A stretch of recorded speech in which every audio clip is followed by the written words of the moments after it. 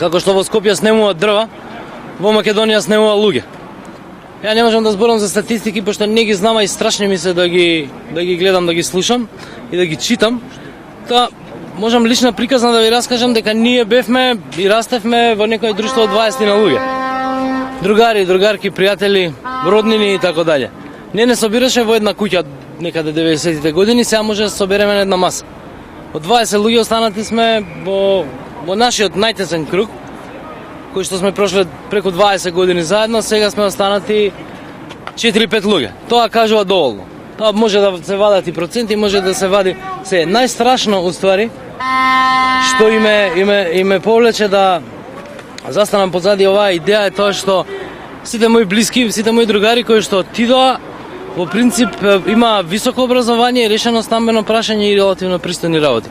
Отидоа заради безизлезот во кој што е Македонија и мислам дека тоа е она најстрашното. Секогаш постоела и ќе постои. Луѓето ќе заменуваат, ќе одат од една во друга држава. Нормално е тоа во рамките на глобализацијата. Меѓутоа кога луѓето се заменуваат од безперспективност, од безизлезност, од такви работи, тоа е најстрашно. Многу луѓе стануваат апатриди, многу луѓе од Македонија стана апатриди. Забораваат своето потекло, ги влечат некакви мали носталги за некакви паркчиња и доживувања, меѓутоа не верувам дека барем сите со кои што јас комуницирам редовно, никаква искрена надежка и нив веќе одамна не гледам да некој пат дури во пензионерските денови се вратат во Македонија.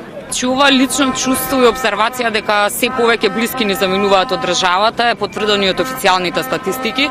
Така, според податоците на Светска банка, од Македонија се иселиле над 600.000 жители, уште повеќе 100.000 од иселените се млади луѓе.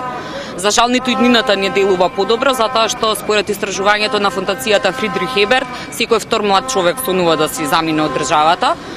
И буквално сите ние сме жртви на овој современ екзодус, а причините за истиот се безперспективноста, сиромаштијата и невработеноста, а за нив се директно одговорни вработените во власта и токму затоа оваа сабота ќе се собереме на символичен начин да го изразиме својот револт против овие деструктивни политики на власта и ќе се собираме за заедно да порачаме дека ние граѓаните ги плаќаме од наши пари за да ни обезбедат подобра живеачка во нашата татковина, а не да не присилуваат да си бараме нормален живот некаде надвор. Оваа граѓанска акција како што слушнавте, значи ја отпочнуваме бидејќи народот полека масовно се исселува. Сето тоа што ни остана од нашите најблиски се нивните кондури.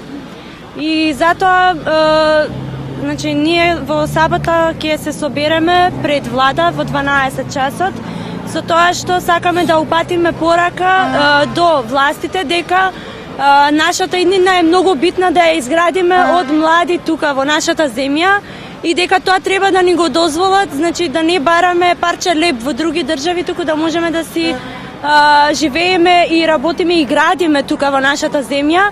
Би сакала да потенцирам дека деновиве во другите градови од Македонија се собираат обувки кои што на крајот, значи во сабота ќе бидат донесени тука пред влада и со еден граѓански, односно перформанс ќе бидат предадени после мирниот протест, ќе бидат предадени на организацијата Легис, која што потоа ќе ги предаде на бегалците. Оваа хуманитарна акција е почната веќе во повеќе градови од Македонија, како што потенцирав, и би сакала да ги повикам сите граѓани да се вклучат во оваа акција и да ни се придружат во сабота тука пред влада во 12 часот, бидејќи треба да бидеме колку е можна погласни, затоа што ова што ни се случува е навистина многу тажно и полека веќе се истребуваме како нација, како народ, значи